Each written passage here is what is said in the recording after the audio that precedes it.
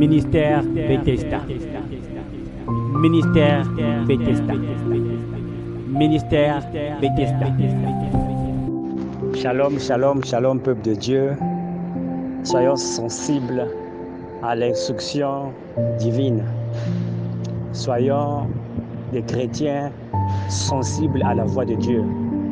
Soyons des chrétiens qui écoutent, qui savent reconnaître la voix de leur Père. On a aujourd'hui beaucoup de frères qui sont en train de prier. On a aujourd'hui beaucoup de sœurs qui sont en train de prier. Et bien, le Seigneur, il y a des fois, lorsque tu pries et que Dieu décide de répondre à ta prière, décide d'exhorter ta prière, d'exaucer ta prière. Il y a des fois, il ne voit pas quelqu'un pour venir résoudre ton problème. Il y a des fois, il ne te donne pas, il n'envoie pas des corbeaux, comme ce fut le cas d'Élie, lorsque la famine avait commencé dans le pays d'Israël et que Dieu avait ordonné à Élie, de se retirer à la caverne, au torrent de Kérit. Et il avait ordonné au corbeau de le nourrir et de boire l'eau du torrent. Et lorsque le torrent avait séché, quelque chose qui m'a vraiment enseigné hier soir, lorsque je pensais à cette marche qu'il a faite, à cette communication que Élie a eue avec son Dieu. Et lorsque Dieu parle à Élie, il dit que le torrent a taré. Mais j'ai ordonné à une veuve de prendre soin de toi. Vous voyez, bien aimé le Seigneur, Dieu donne une instruction à une femme qui était dans une situation difficile. Parce que tout Israël était dans la famine. Il n'y avait pas d'eau, il n'y avait pas de pluie. Pendant 3 ans, rien ne poussait. Il n'y avait rien que les gens pouvaient manger. Mais je suis sûr que cette femme-là était en train de prier le Dieu d'Israël. Était en train de demander à Dieu de pouvoir l'aider à avoir de quoi manger. Elle et son enfant. Et je me suis représenté cette femme-là comme étant un frère qui est dans les problèmes. Je me suis représenté cette femme-là comme une sœur qui est dans les problèmes. Mais lorsque Dieu décide de pouvoir honorer la prière de cette femme-là, alléluia, qu'est-ce qu'il fait? Au lieu d'apporter quelque chose pour résoudre le problème de cette femme-là, il ordonne à la femme. Je crois que si Dieu avait dit à Élie qu'il avait ordonné à la femme de pouvoir prendre soin d'Élie, c'est que Dieu avait mis un poids dans le cœur de cette femme-là. Dieu avait mis un empressement dans le cœur de la femme qui est le type de croyant. Tu sens ce fardeau de donner tout ce qui te reste. Et beaucoup de fois, nous résistons parce que nous disons que c'est tout ce qui me reste. Et on se dit parfois que c'est le diable qui est en train de parler. Alléluia. Mais ce que Dieu est en train de faire avec cette femme-là, c'était une manière d'exaucer la prière de cette femme-là. Alléluia. Il a exaucé la prière de la femme par le fait de donner une recommandation à cette femme-là. Alléluia. Dieu dit à Élie, j'ai ordonné à une veuve de prendre soin de toi. La veuve, c'est le type de la nouvelle naissance. Nous avons divorcé le premier mari qui est le diable. Nous sommes mariés à un nouveau mari qui est le Seigneur Jésus-Christ, le mari par excellence. Vous voyez que la survie d'Élie dépendait de la femme. Et la survie de la femme dépendait aussi d'Élie. Alléluia. Oh, bien aimé le Seigneur, ça m'a vraiment enseigné. Parce que si cette femme-là refusait de pouvoir, en quelque sorte, obéir à l'instruction divine, de regarder qu'elle n'avait pas assez et de manger tout ce qu'elle avait, elle mourrait. Alléluia. Parce que l'exaucement de sa prière était en obéissant à l'instruction divine et en étant une bénédiction pour Élie. Alléluia. Parce que les deux côtés leur bénédiction dépendait de deux côtés. Alléluia. Leur instruction dépendait de deux côtés. Si la femme refusait, les deux allaient mourir. Et ce qui nous arrive aujourd'hui, parce que toi, tu es en train de prier pour avoir une solution. Alléluia. Mais il y a une autre personne aussi qui a un problème. Toi, tu es la solution au problème de l'autre et l'autre aussi est la solution à ton problème. Alléluia. Élie était la solution de la femme qui avait un problème de famille. Et la femme qui avait le problème de famille était la solution à Élie. Oh, bien-aimé. Je ne sais pas si quelqu'un est en train de comprendre. Parce que lorsque je pensais à ça hier soir, j'étais vraiment béni par la grâce de Dieu. Je dis vraiment, Seigneur, aide-moi à pouvoir partager cela avec tes enfants sur la plateforme. Et que ceci peut ouvrir les yeux de quelqu'un qui se dit que j'ai fait des programmes de prière. J'ai l'impression que Dieu ne m'exauce pas. J'ai jeûné, je suis à la montagne. Le pasteur a imposé les mains sur moi. Mais j'ai l'impression que la chose n'est pas en train de bouger. J'ai l'impression que le Goliath est encore debout devant moi. Mais ce Seigneur est en train de dire ce matin que ce poids-là que tu sens dans ton cœur, de faire quelque chose pour la maison de Dieu, ce poids-là que tu sens dans ton cœur, d'être une bénédiction pour un frère et pour une sœur, c'est l'exaucement à ta prière. C'est la clé de l'exaucement à ta prière, bien-aimé le Seigneur. Comme je l'ai dit à la première note, Dieu n'envoie pas toujours quelqu'un pour te donner, mais parfois Dieu te pousse à donner. Dieu parfois te pousse à résoudre le problème de quelqu'un. À ce moment-là, toi aussi tu as la solution à ton problème. Et toutefois, lorsque tu refuses, alléluia, lorsque tu refuses de pouvoir libérer ce que tu as, il est impossible que tu puisses recevoir, bien-aimé de le Seigneur. Alléluia. Parce que regardez ce qui se passe avec Élie. Regardez ce qui se passe avec Élie. Élie qui descend, il n'avait rien physiquement, mais il avait en lui la bénédiction, il avait en lui l'onction de Dieu.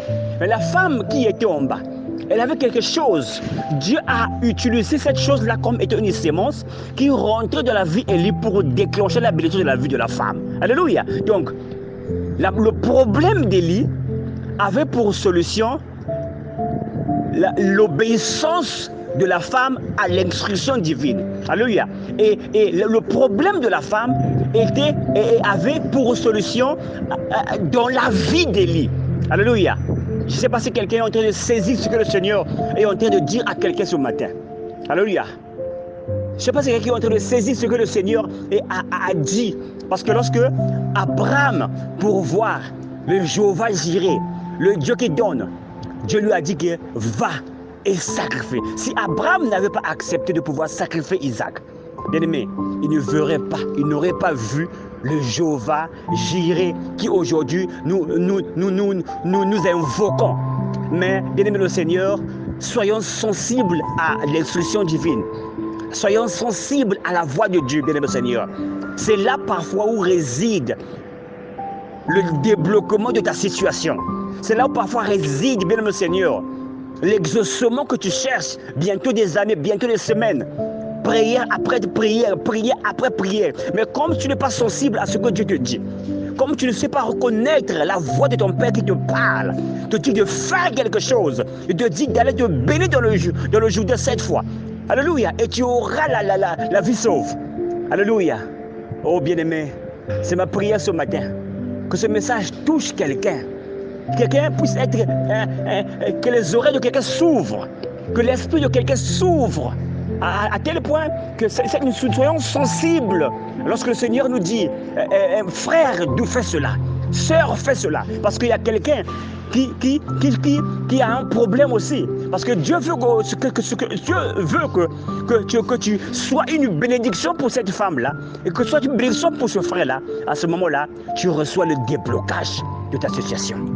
À ce moment-là, tu reçois le déblocage de ta situation. Le déblocage de ta situation, bien-aimé le Seigneur. Ce Goliath qui est debout là, qui ne bouge pas, bien-aimé le Seigneur.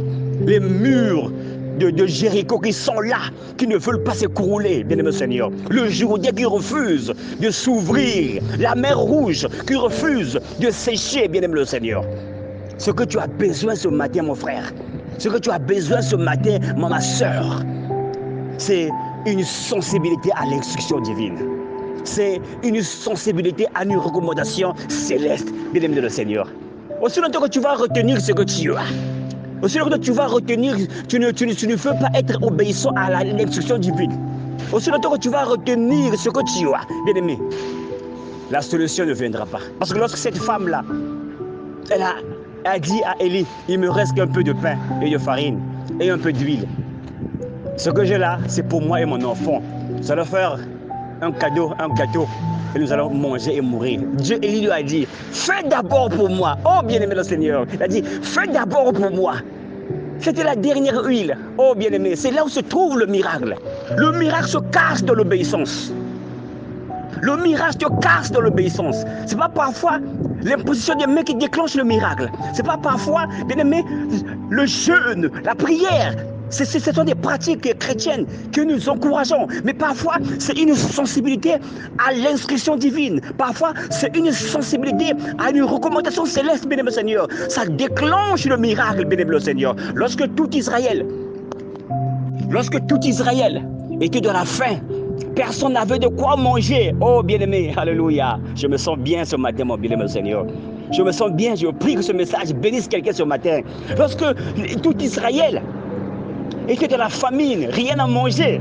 Mais cette femme-là, lorsqu'elle est rentrée dans la pensée de Dieu, lorsqu'elle est rentrée dans la pensée de Jéhovah, lorsqu'elle a saisi la pensée de Dieu, lorsqu'elle a saisi ce que Dieu voulait qu'elle fasse, elle n'a pas encore regardé à ce qu'elle avait plus. Elle dit que cela me soit fait selon sa volonté. Comme Marie a dit à l'ange, que cela se soit fait selon sa volonté. Elle a pris, elle a fait, elle a donné à l'homme de Dieu. Oh bien-aimé, oh bien-aimé. La Bible dit que l'huile, la farine n'avait jamais fini dans cette maison-là jusqu'à ce qu'il n'y ait plus de nouveau sur la terre. Oh bien-aimé, le miracle se cache dans l'obéissance. Alléluia. Elle a vécu le miracle, bien-aimé Seigneur. Elle vivait dans l'abondance parce qu'elle avait été sensible à l'instruction divine. Parce qu'elle a été obéissante à ce que le Seigneur lui avait dit, bien-aimé le Seigneur. J'ai été ordonné de descendre à Sarepta. J'ai ordonné à une veuve. J'ai mis un poids dans le cœur d'un frère. C'est lui qui va te bénir. Regardez bien le Seigneur. Élie avait un problème. La veuve aussi avait un problème. Et Dieu les rencontre, le font croiser. Comme l'homme de Dieu nous a dit, une solution croisée. Dieu le met en contact les deux. Donc, ce qui a déclenché le miracle ici, c'est l'obéissance des deux. Parce que si Élie avait refusé de descendre, il dit Seigneur, moi je ne veux pas descendre là-bas, que cette femme-là n'a rien. Élie par foi, elle est descendue vers la femme. Et la femme aussi par la foi, elle a obéi à l'instruction divine. Lorsque les deux fois se sont rencontrés, bien aimés, c'est comme si vous prenez deux morceaux de fer, vous les cognez ensemble, ça crée de l'étincelle, ça crée le feu. Alléluia.